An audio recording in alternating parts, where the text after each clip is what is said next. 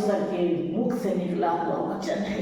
यदि विश्राम दिन को तुम माने, वो विधियों को माने, वो आज्ञाओं को माने, तो परमेश्वर याकूब के वंश के मूल पुरुष याकूब के भाग के ऊपर से खिलाऊंगा, क्योंकि यहोवा के मुख से यह वचन निकला है। हालेलुया।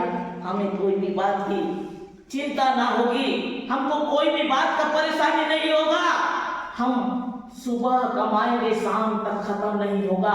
परमेश्वर हमारे खाने और पीने में आशीष को खोलेगा। Hallelujah, hallelujah. मेरे प्रियो परमेश्वर के जन, हम जब परमेश्वर को भय मानते हैं, परमेश्वर की आज्ञाओं को मानते हैं, परमेश्वर हमारे जीवन में आशीष को देगा। हम केवल लेबल लगा लेने से आज ये ईसाई है नहीं होगा।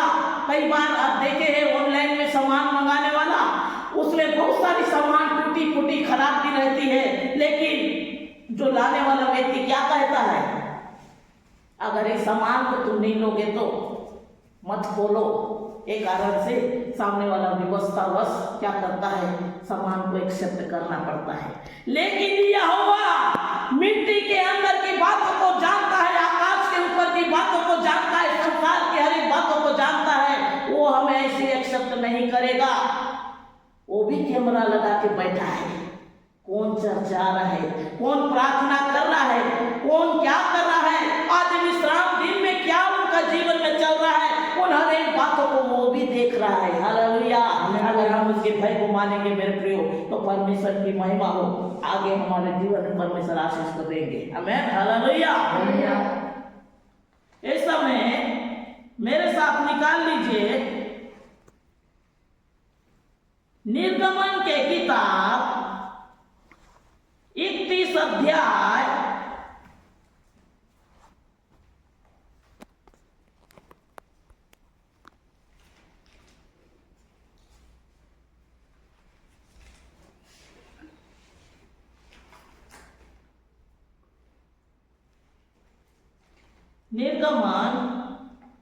31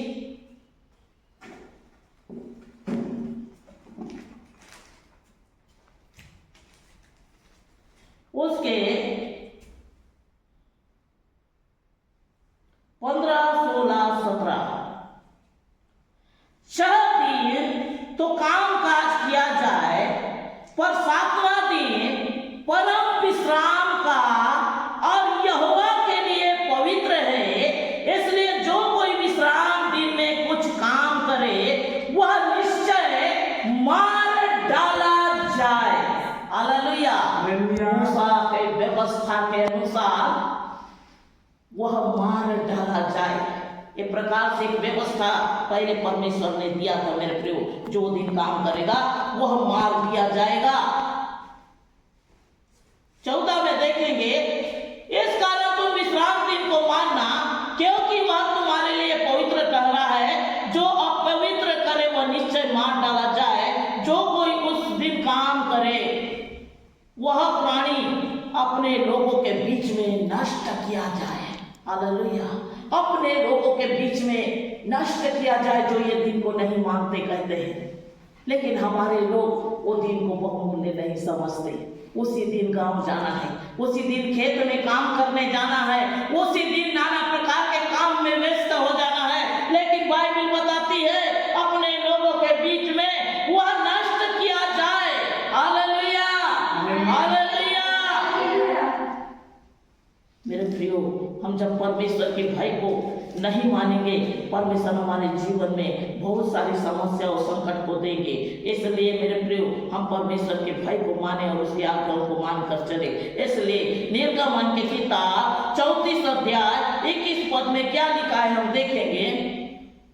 6 दिन तो परिश्रम करना, परंतु 7वें दिन विश्राम करना, वरन हल जोतने और लवने के समय भी विश्राम करना। हालेलुया।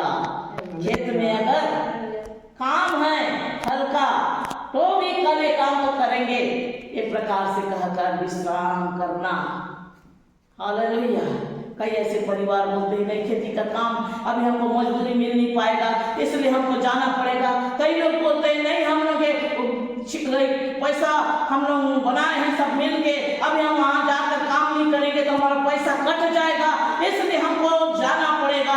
इस प्रकार से कहकर बहुत लोग मेरे प्रियो नाना प्रकार से काम करना शुरू कर देते हैं। लेकिन कहते हैं बाइबल बताती है हल के काम को भी और खेत के हर एक काम को भी एक दिन के लिए विश्राम करो।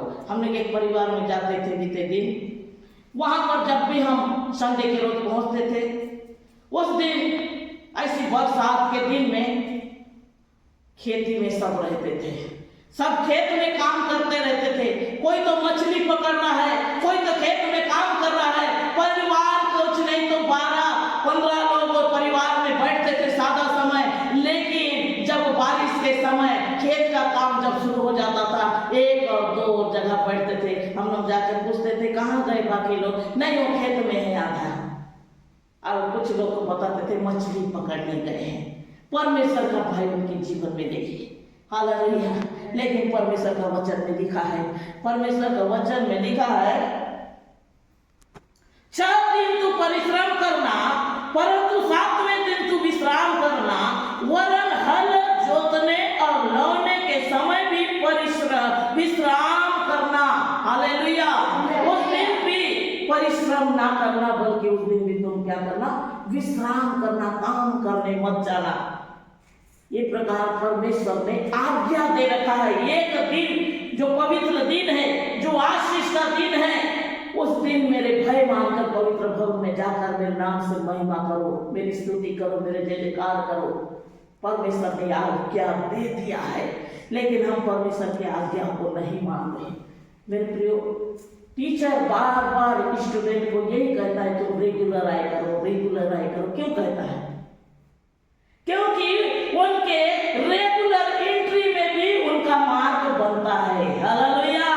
रेगुलर एंट्री में उनका मार्क बनता है, इसीलिए उसे बार बार कहा जाता है कि हर संडे तुम आया करो, हर संडे आया करो। क्योंकि वो महाराजा जो कैमरा लगा कर देख रहा है, हर एक पर अपनी दृष्टि लगाकर देख रहा है, हर एक को देख रहा है, वो उसके जीवन में वो आशीष से भर देगा, उसकी कमी घटी को दूर करेगा, उसकी आवश्यकताओं को पूरा करेगा। कई ऐसे मसीह तो हैं, परिवार मसीह तो हैं, लेकिन उसकी आज्ञाओं को मानना नहीं जानते। मेरे प्रियो केवल लेबुल लगा कर रखे हैं। पूछने से हम तुम क्या कौन से किसको मानते हैं? हम क्रिश्चियन हैं। लेकिन यीशु का चरित्र उनके जीवन में नहीं है, प्रार्थना उनके जीवन में नहीं है, परमेश्वर की संगति उनके जीवन में नहीं है। अगर एक गाना भी पूछ दो तो वो नहीं जानेंगे, प्रार्थना करना भी वो नहीं जानेंगे। Hallelujah, hallelujah. कई ऐसे छोटे छोटे बच्चे लोग आप देखे होंगे जहाँ प्रार्थना कराते रहते हैं स्कूलों में, तो बच्चे लोग क्या है कुछ भी नहीं